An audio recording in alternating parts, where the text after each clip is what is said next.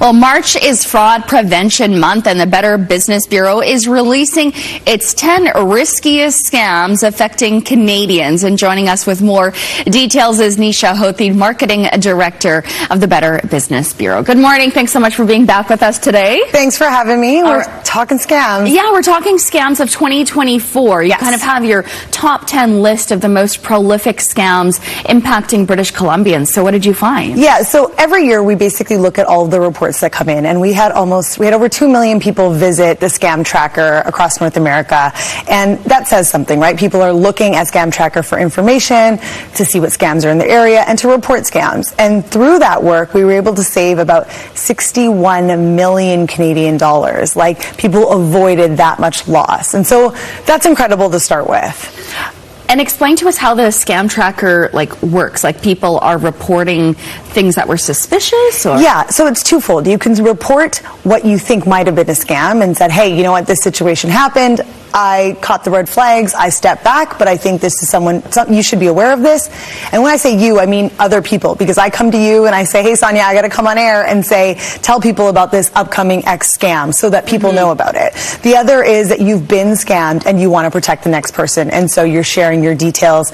You know, how did it happen? How did people reach you? What did you lose, etc. And then we're able to help, collate that data and come up with this, which is our top 10 riskiest scams list. So our top scam right now is investment cryptocurrency, which doesn't surprise us. We've been talking about this, right? We definitely have found that this consistently is an issue.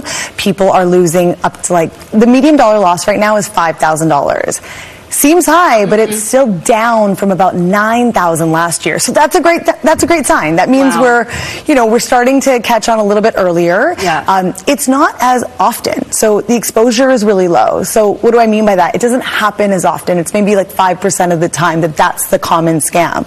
Whereas online purchase scams are over 30% of the time, the scam that you see. I see, but there are smaller dollar amounts. Smaller dollar amounts, exactly. So they fall a little bit further down the list. But, with investment scams, you're getting 45% of investment scams are actually cryptocurrency scams. Wow. And oftentimes they sound, too good to be true, and that's because they are. Yep, but what else made the list? Because we've heard of crypto scams before. Yeah, absolutely. And home improvement is still on the list, and so that's another one we've talked about a lot. I think that we kind of get those fly-by-night contractors or people who are coming by and saying, hey, you know what, let me come and do a home inspection. Let me tell you what you need. And what happens is you get really charmed at the door. You shake hands and you say, oh, this is lovely. And they say, you know what, ma'am, I'm in the area. I can probably do this for you next week. Why don't you just give me $500 as a deposit? I'll come back. We'll start this. It'll be easy. And you think, how lovely. What a great, what a great person. They're helping me out. And you hand that over and you don't have a written contract. Well, that person is either never coming back or they might come back for a day or two and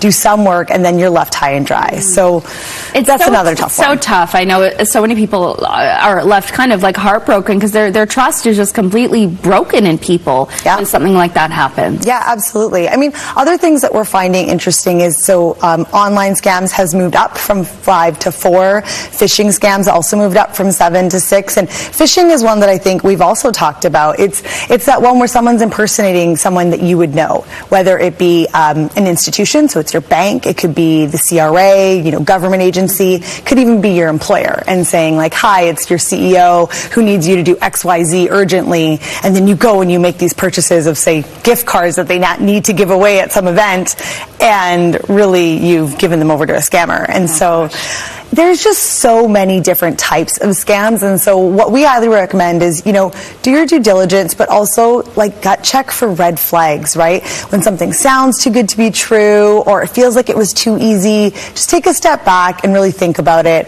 Our words here are take 5, and take 5 according to how much you're spending. If you're spending $50, maybe spend 5 minutes. If you're spending $50,000, maybe take 5 days. Yes. Okay. Great advice. And I guess people can find the full list on the Better Business Bureau website. BBB.org. You can visit us there. You will also search Canada Risk Report. You'll find it. Fantastic. Neesha, thanks so much. Thank you. All right. We're going to take a break, but we still have lots more to come here on Global News this morning, including details on that earthquake that we felt this morning. Stay with us.